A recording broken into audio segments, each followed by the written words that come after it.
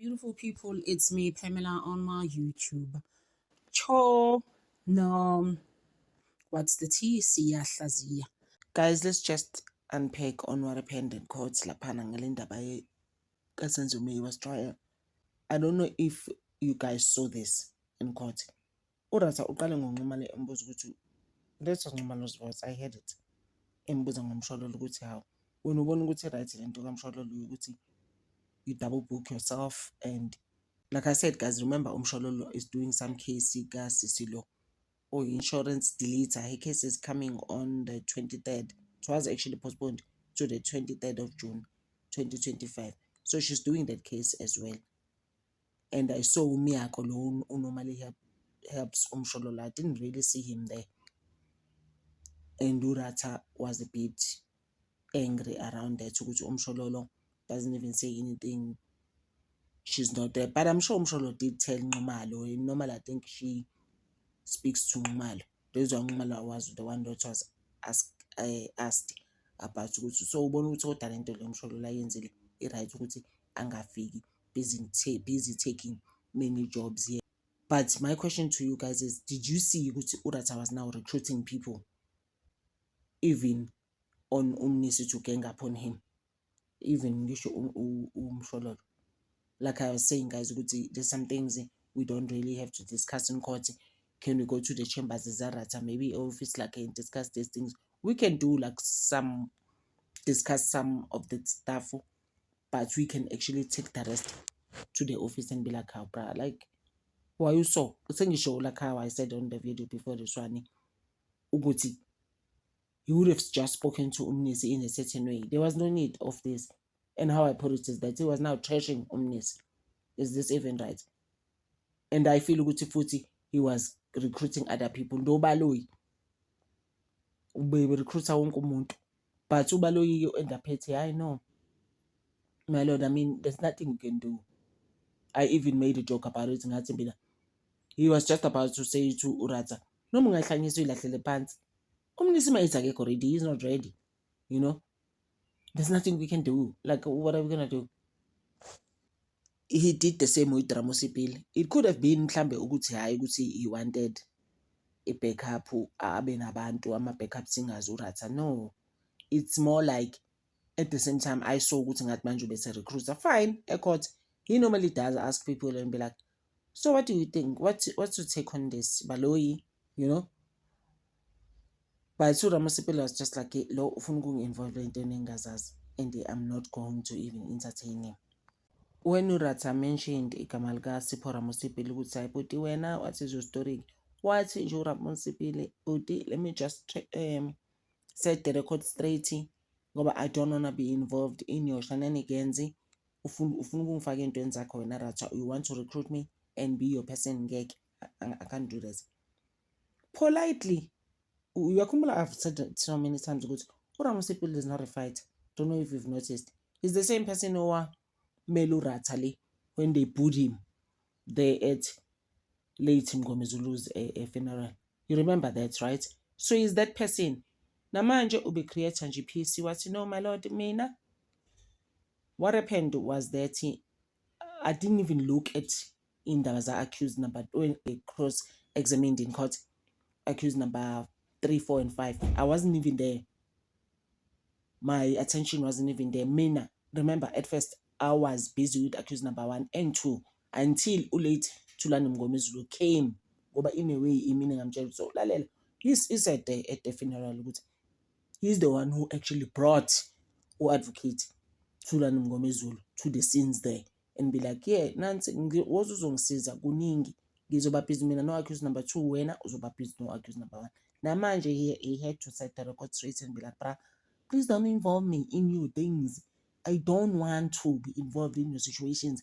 This is what happened. And this is how it must go. Exactly how Umnisi was explaining it. Bruh, yes, I might have, like you're saying, I have cross-examined across the board, meaning all 5 of them. But mina, accused number 3. That's the documentation that I've been reading for the past I don't know how many years to represent and defend number 3. Indaba number 1, no 2, no. 4 and 5, that's not who I am, that's not me. And then ufuna ukungiforce and force it down my throat ukuthi, bra, you can do it. Ngoba uRatha kept on saying, what's the problem? What's hard? You know? Are you slow? Are you a slow coach? Like, what's going on with you? That's not even right, guys, to go on like that. Angisho mina ukuthi ene Umnis did writing ngokwenza ngale ndlela enze ngayo. But what must he do? What must we do, team? We can't force him to continue with Brigadier Kininda just because it's funa hush into isheshayo. Oh no, it's not gonna work.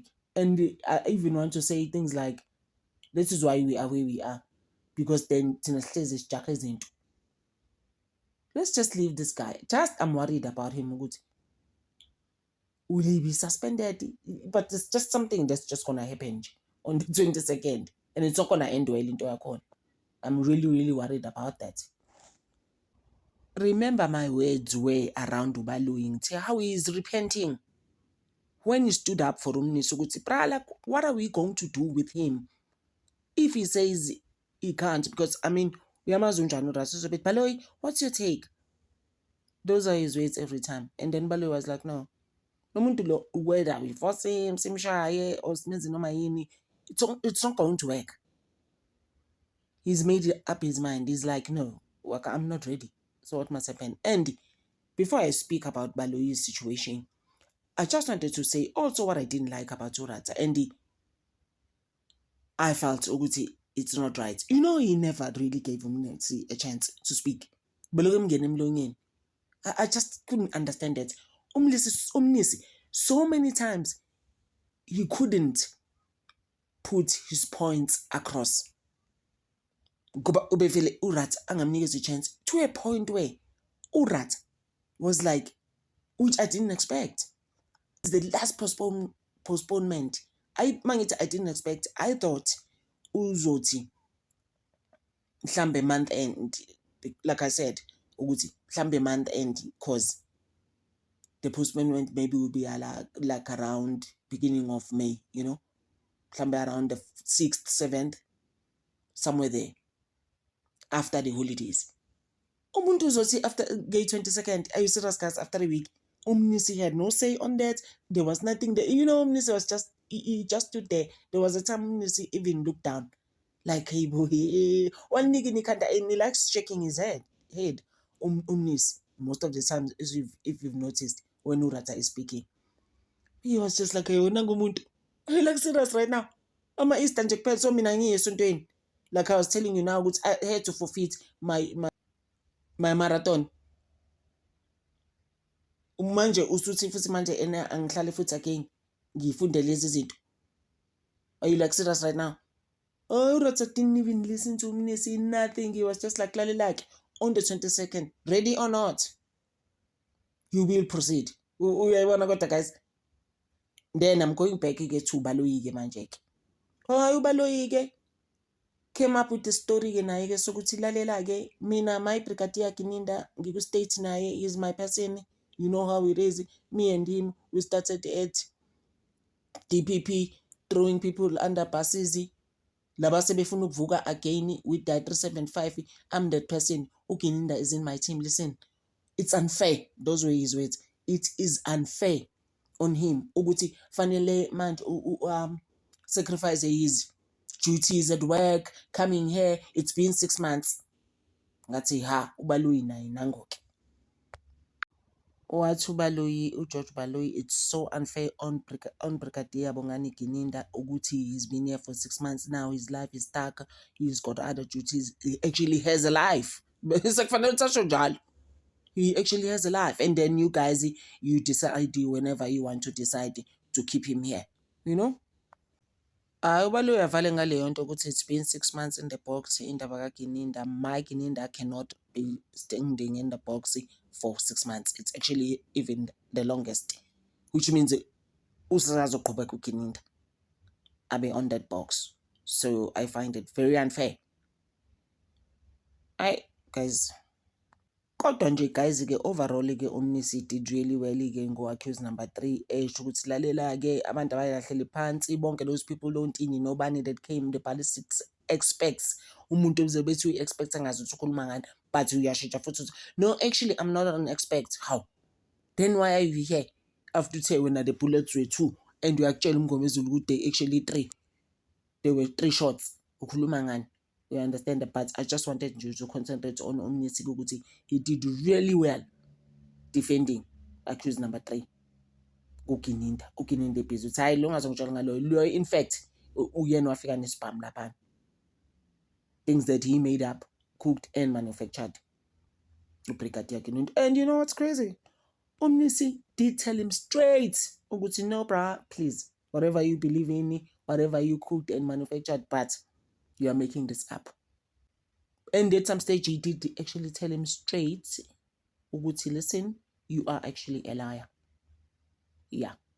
So mina ngiqamba uBrigadier Gininda, you know how he gets worked up. He was like, so I'm lying. But yes, you are. Namanga, when? You are lying. Accused number 3 has passed his palm. Accused number 3, in fact, Agaza says, Kakili, at all. Pinky Vitalingam has told that so many times. Ukuthi lo labo bantu nje akazibazi bafike lapho.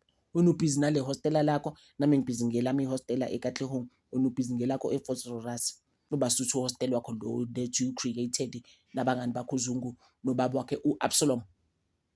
So umunye nomunye akabe business into zakhe, but mina all I'm telling you ukuthi accused number 3 kaze zambulala uSenzo, you can do whatever you want to do when. Since now you know law better than all of us since you're studying it. So guess lapho for now, guys. I appreciate you so much for always looking out for me. Nokubukela ama-ads, ngiyabona siyakhula. Although at times I feel like we're not really rapidly growing, but it's normal.